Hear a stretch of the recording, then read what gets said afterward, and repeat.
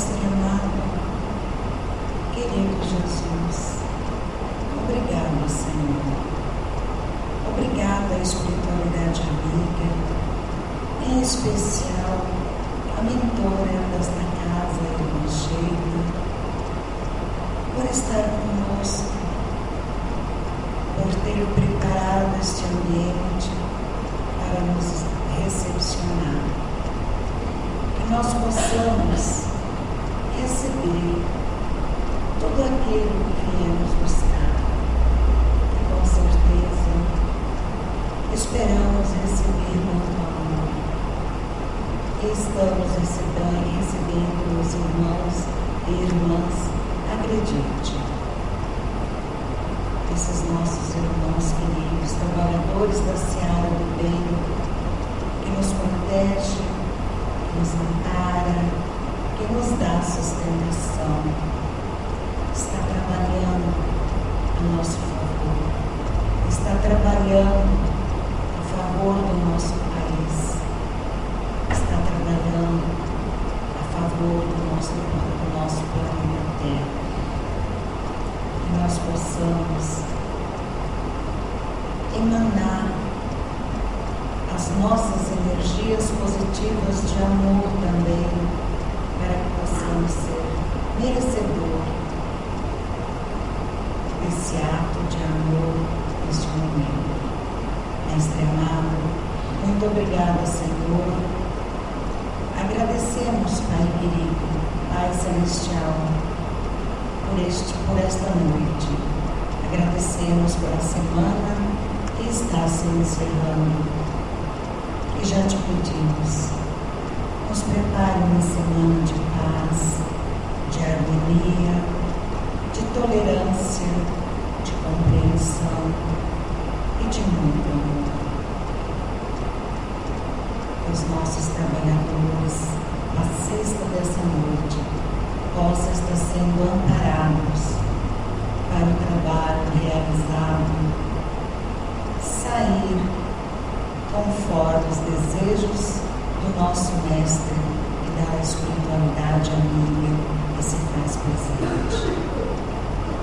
Queremos pedir ao nosso Mestre, a espiritualidade amiga, por todos os presentes, por todos os nossos irmãos que também não puderam comparecer, que possam receber em seus lares a visita dos mensageiros da paz, dos mensageiros de Deus, dos mensageiros de Jesus. E em especial pedimos a nossa irmã Sheila, a equipe do nosso querido Bezerra de Menezes, pela nossa irmã Genê, que se faz presente neste momento. Pai nosso que estais nos céus, santificado seja o vosso nome, venha a nós o vosso reino, seja feita a vossa vontade, assim na terra como no céu. O pão nosso de cada dia nos dai hoje, perdoai as nossas ofensas, assim como nós perdoamos a quem nos tem ofendido. E não nos deixeis cair em tentação, mas livrai-nos, Senhor, de todos os males. Mestre querido, te pedimos também pelo nosso irmão amigo, preleitor desta noite. E assim seja.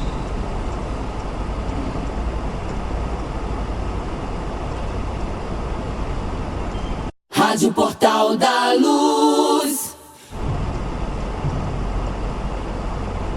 Boa noite a todos, os irmãos aqui presentes, e os nossos irmãos que acompanham por meio da Rádio Portal da Luz. Que a paz do Divino Mestre esteja com cada um de nós, que nós possamos conduzir a reflexão da noite de forma apropriada. Quando eu me propus a fazer a preparação do tempo, eu faço sempre as preces pedindo uma indicação da espiritualidade que me deu uma intuição daquilo que deve ser discutido, e eu já sabia de longa data que cedo ou tarde esse tema ia cair para que eu falasse. Talvez no transcurso da palestra vocês vão entender por quê. É sobre laços de família. Falar sobre laços de família para algumas pessoas é uma coisa muito tranquila, muito fluida, para outros nem tanto. Né? E a gente vai conversar um pouco sobre isso. Laços de família, a gente sempre pergunta assim, o que é esse negócio de laço? Quando você fala em laço, você automaticamente tem uma ideia daquele objeto que você usa para amarrar alguma coisa. Mas há também no dicionário uma explicação no sentido figurado de laço. E é interessante como o dicionário coloca isso. Ele coloca assim, que é um pacto entre indivíduos ou grupos de indivíduos para determinada finalidade. Olha só, um pacto, ou seja, um combinado, um compromisso entre pessoas ou um grupo de pessoas para fazer uma determinada coisa. Ainda tem como sinônimo laço, aliança, vínculo e união.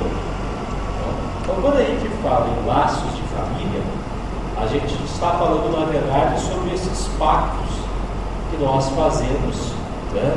Esses combinados que nós fazemos para determinadas finalidades. E a pergunta é: que finalidades são essas? E o que é esse negócio de família? Antigamente, quando eu era pequenininho, a pessoa falava assim: o que é a tua família? Então, meu pai, minha mãe, meus irmãos e eu. Né? A gente vai crescendo e a gente vai percebendo que a família não é só isso. Né? Você tem lá o pai, a mãe, os irmãos, você tem o tio, a tia, o avô. Né? E você vai descobrindo que também não é só esse pessoal que faz parte da sua família. E aí, quando a gente procura também no dicionário qual é a definição que se coloca para a família, além de todas essas que eu mencionei aqui, tem uma que me chama muita atenção, que é assim: um grupo de pessoas unidas por convicção ou interesses ou provindas de um mesmo lugar. Então, nós que estamos aqui neste momento somos uma família. Apesar de não termos laços consanguíneos, nós somos uma família porque nós temos talvez os mesmos interesses, as mesmas convicções. Acredito eu, as mesmas convicções, por isso nós estamos aqui. Então, isto já nos caracteriza enquanto família. E o interessante é que esse termo família, ele é construído ao longo de nossa evolução, até mesmo antes de nós nos darmos conta da nossa condição de espíritos imortais que estão em progresso. No livro dos Espíritos, Allan Kardec na verdade ele faz várias perguntas, mas quando ele fala sobre a questão de família, ele faz duas perguntas, uma perspectiva de observar a família de forma instintiva, e aí quando a gente fala de instinto, também entra aí os animais, né? Os animais constituem famílias, a gente percebe isso, e é uma relação de instinto. Então ele diz assim, Allan Kardec pergunta: por que é que, entre os animais, os pais e os filhos deixam de reconhecer-se desde que estes não mais precisam de cuidados? Ele pergunta assim: por que é que no reino animal, na medida em que o filhote cresce, chega a um determinado ponto, ele vai para um lado e os pais vão para o outro, né? E a espiritualidade diz assim: os animais vivem vida material e não vida moral. Então esse é o primeiro destaque. De fato, a gente observa os animais, quando eles estão bebezinhos, né? É só fazer não façam isso, tá? Mas pensem, o que acontece quando você chega perto de uma ninhada, por exemplo, de cães? Tá? Normalmente a mãe não fica muito simpática, não, né? Ela é bem agressiva na defesa dos seus. Agora, à medida em que eles vão crescendo, eles vão criando a sua autonomia e cada um segue o seu rumo. Por quê? Porque o laço que une a mãe e aqueles filhotes é apenas o laço da matéria, da sobrevivência e do cuidado. Superada essa fase, é o instinto que vai reger esses seres. No entanto, quando Kardec faz a pergunta sobre a questão de família da perspectiva humana, até a pergunta fica um pouco mais extensa. Kardec diz assim: há pessoas que, do fato de os animais, ao cabo de certo tempo, abandonarem suas crias, deduzem não serem os laços de família entre os homens mais do que o resultado de costumes sociais e não o efeito de uma lei da natureza. O que devemos pensar a respeito? Então, Kardec questiona exatamente isso, ou seja, algumas pessoas acham que a constituição da família humana deveria seguir mais ou menos os mesmos moldes da família dos animais, e que a criação de família dos seres humanos é uma coisa de convenção social. E aí observe o que a espiritualidade responde. Diverso dos animais é o destino do homem, ou seja, o nosso destino não é idêntico ao destino dos animais. Por que então querem identificá-los com estes? Há no homem alguma coisa a mais, além das necessidades físicas. Há a necessidade de progredir. Os laços sociais são necessários ao progresso e os de família mais apertados tornam-se os primeiros. Eis porque se constitui então uma lei da natureza. Quis Deus, por esta forma, os homens aprendessem a amar como irmãos. Então observe que a espiritualidade coloca o seguinte: olha, vocês, enquanto humanos, têm uma necessidade clara, consciente de evolução, de progresso. E para fazer esse progresso, você precisa de seus irmãos. Você precisa um do outro. Por isso que ele coloca que você precisa dos laços sociais, mas o laço social mais próximo que você tem é exatamente a sua família. Quando nós vamos para o Evangelho, o Espiritismo, para procurar um pouquinho sobre família, nós encontramos, primeiro, uma definição que diz que nós temos, no fundo, dois tipos de família, escolhendo no plano dos seres humanos. Nós temos aquilo que se chama a família corporal e a família espiritual. No Evangelho nós temos uma das citações que diz assim: os laços do sangue não criam forçosamente os liames entre os espíritos. O corpo procede do corpo, mas o espírito não procede do espírito, porquanto o espírito já existia antes da formação do corpo. Então é o primeiro problema que nós temos. Quando nós encarnamos, a nossa constituição, nosso corpo físico, isso a ciência mostra muito bem, é resultado da matéria genética que nós recebemos de nossos pais, no ato da concepção e no desenvolvimento do feto, que é a parte material. Então nós herdamos essa parte material de nossos pais. Entretanto, o espírito não é feito pelos nossos pais. O espírito já existe. Nós somos de uma geração de espíritos que está caminhando aí há uma certa quantidade de tempo. Então, o corpo é de herança da família que nos acolhe, mas o espírito não, ele já existe. Então nós temos uma situação interessante, que nós temos uma parte que nos liga fisicamente à família em que estamos, mas nós temos uma parte espiritual que não é necessariamente da mesma família. Por que eu digo não necessariamente da mesma família? Quando nós encarnamos, nós encontramos isso também no Evangelho,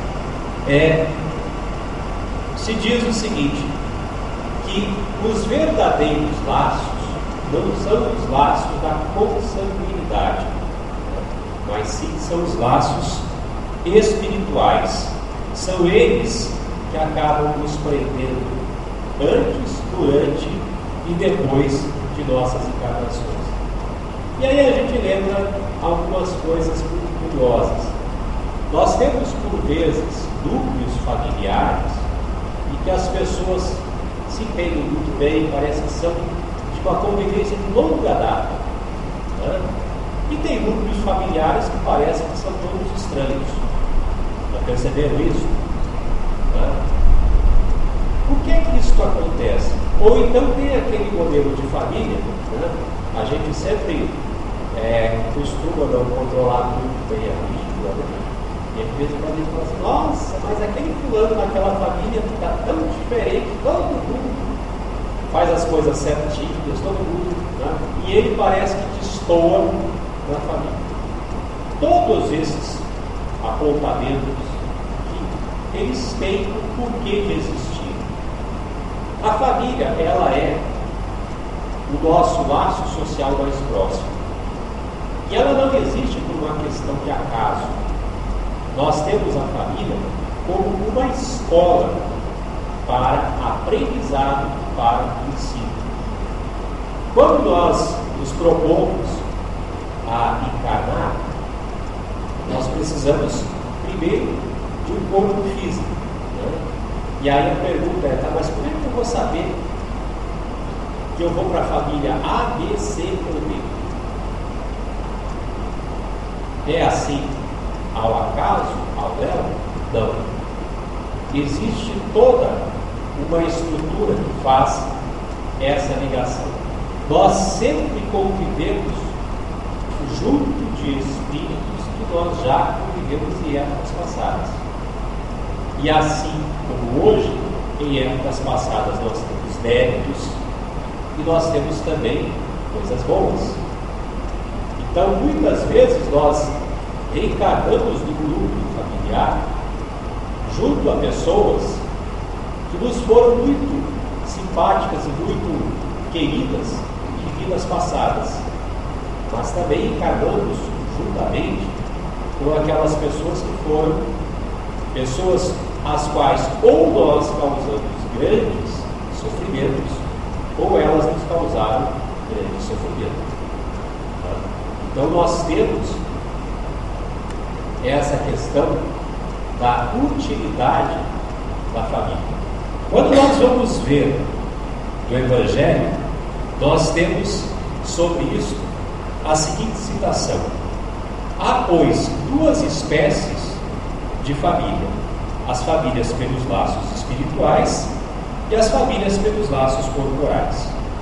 Duráveis, as primeiras, isto é, as famílias espirituais, se fortalecem pela purificação e se perpetuam no mundo dos espíritos através das várias migrações da alma. Então, a nossa família espiritual, às vezes nós reencarnamos no mesmo grupo de família corporal, né? E às vezes não. Mas isso não quer dizer que nós não vamos fortalecer estes laços com a nossa família espiritual.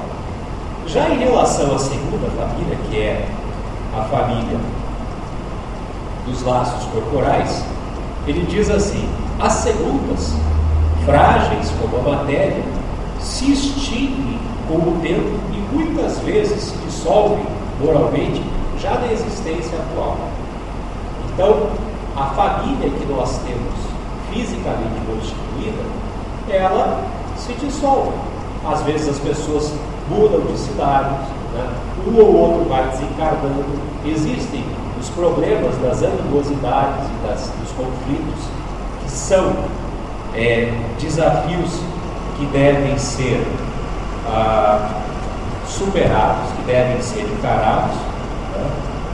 Então, nós temos que, em termos de família, essa verdadeira família espiritual, ela tem que conviver nesta família corporal.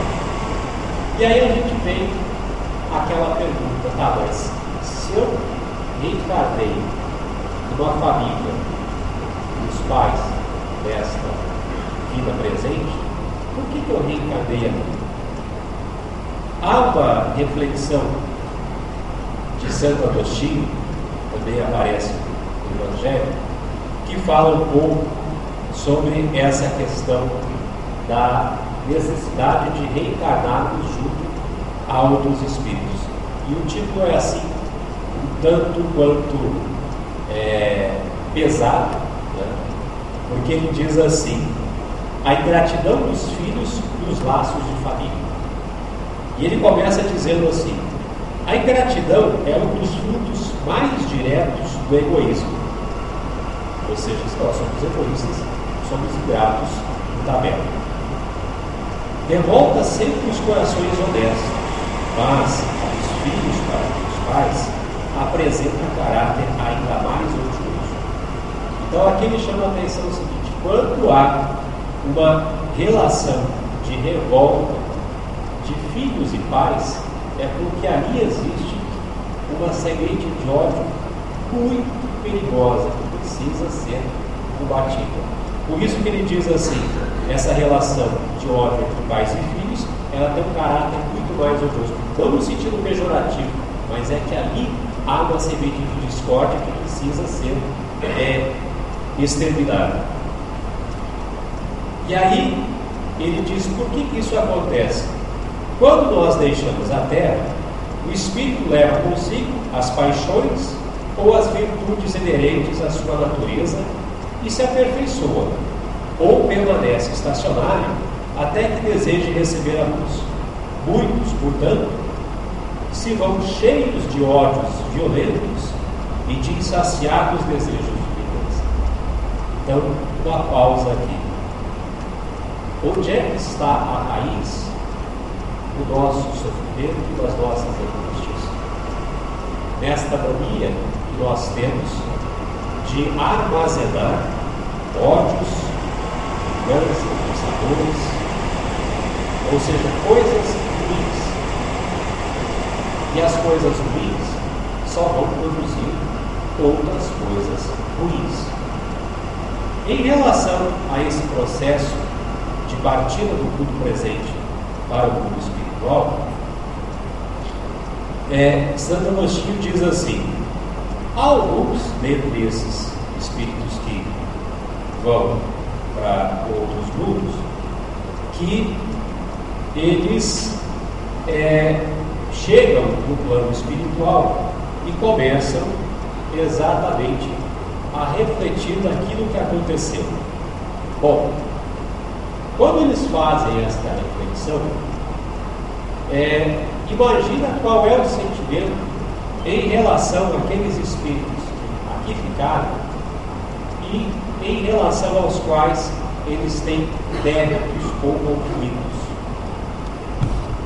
Digamos que eu tenha uma desavença com o Luiz, guardo isso no meu íntimo, no meu coração, vou desencarnar, essa desavença vai me acompanhar. Seria muito mais fácil ter sentado com o meu irmão Luiz e resolver isso? Não, a gente tem aquela mania do deixa para depois. Né? O deixa para depois pode ser muito apresentar muitos dissabores. Bem, quando o espírito chega no plano espiritual, nós vamos, e um dia nós vamos ter que voltar, mais cedo ou mais tarde nós voltamos. Né? E esse sentimento que nós levamos, ele começa a nos pressionar, ele começa a nos incomodar, a nossa consciência não vai ficar tranquila. E nós vamos ter que voltar, e não é porque alguém nos impõe isso, nós escolhemos. Isso é uma coisa que às vezes a gente esquece quando chega aqui. Nós estamos aqui, neste mundo, com as pessoas que nós escolhemos estar juntos.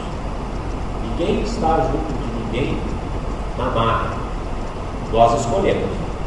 E nós escolhemos isso por quê? Porque nós temos algumas coisas para acertar. Nós temos algumas coisas para resolver. Ou com os nossos pais, ou os nossos irmãos, ou até mesmo, reencarnando, nós não temos nada a resolver com os nossos irmãos aqui no plano físico, mas nós temos uma pessoa no grupo familiar que costuma nos dar muito desafio, muita dor de cabeça, como se diz popularmente. Qual é o propósito disso? A espiritualidade ordenada por Jesus e Deus coloca de forma sábia, muitas vezes, esses espíritos que precisam aprender em núcleos familiares que vão servir como verdadeiras escolas. E aí nós não podemos jogar a toalha. Ah, mas é uma pessoa que dá muito trabalho, que não consegue. Não, você está no nosso convívio, é responsabilidade nossa. Não é de mais ninguém. Então, se eu tenho um filho, e o meu filho me dá dor de cabeça, não me obedece, é rebelde e traz transtornos a todo instante, não adianta dizer assim, não, eu vou largar porque não tem jeito. Tudo tem jeito. Essa história de que não tem jeito é uma desculpa de comodismo. Então nós temos a nossa família exatamente para fazer este trabalho de aprendizado, esta escola. É essa escola que nós estamos frequentando hoje. Então, quando eu digo família, pode ser a nossa família junto ao nosso pai, nossa mãe, né? Junto aos nossos tios, e aí entram os primos, tios. No fundo, nós somos a família humana. Nós temos uma única família sobre a face da Terra, a família humana. Então nós temos, por desafio, ajudarmos uns aos outros para que possamos aprender e também ensinar. Então, quando a gente diz assim que a família ela tem como desafio alguma pessoa ou ela não tem desafios, é exatamente porque nos foi colocada uma opção e nós fizemos esta opção antes de virmos para cá. Então, os nossos laços familiares, eles não são construídos ao acaso. E aí eu disse no início da conversa que para mim é um tema muito caro falar sobre laços familiares. Normalmente as famílias são sempre muito homogêneas, muito bonitas, né? Até que os problemas começam a aparecer. E eu tive um problema muito sério na época do desencarne de minha mãe. A Ivete, que é minha cunhada, acompanhou de perto. Eu passei muito tempo sem conseguir conversar com meu pai. Eu guardei ódio, mas eu não conseguia conversar. Nem eu, nem meus irmãos. Nós levamos praticamente 7 anos para voltar a nos falar. Então, é um desafio. Às vezes, nós temos dificuldade de enxergar, e eu percebi isso, eu não queria conversar com meu pai, porque no fundo, ele e eu somos iguaizinhos. É por isso que ele é meu pai dessa vida. Nós temos essa simpatia de modos de ser. E isso às vezes nos incomoda, quando nós percebemos que o outro é o nosso reflexo. Então fica aqui, meus irmãos, esta reflexão breve sobre a família.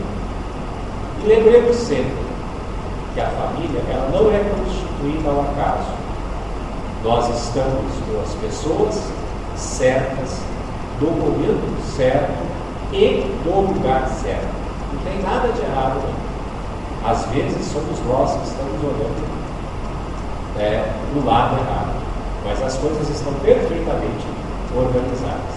Peçamos sempre a Deus e a Jesus que nos ilumine na nossa caminhada e que nos propicie condições de sermos auxiliados pelas pessoas que estão ao nosso redor, que possamos também auxiliar as pessoas que buscam a nossa ajuda. E não nos esqueçamos que a família é a família humana. Todos aqui somos integrantes de uma única e grande família. Que assim seja.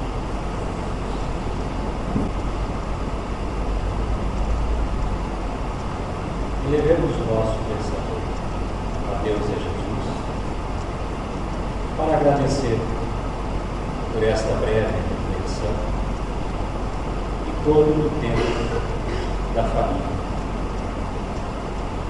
Este conjunto formado por seres que têm um propósito comum, o propósito de ensinar um ao outro, o propósito de aprender um com o outro. Que a espiritualidade nos conserve sempre persistentes naqueles compromissos que nós assumimos no momento em que nós pudermos detectar as nossas virtudes, as nossas falhas e escolhermos o lugar onde deveríamos nascer nesta vida física. Às vezes desanimamos, às vezes somos tomados pela vaidade, pelo orgulho. Que a espiritualidade nos alerte sempre para que nós possamos evitar estes caminhos. Que assim seja. Peço que todos se mantenham no atitude de prece e trabalho de paz.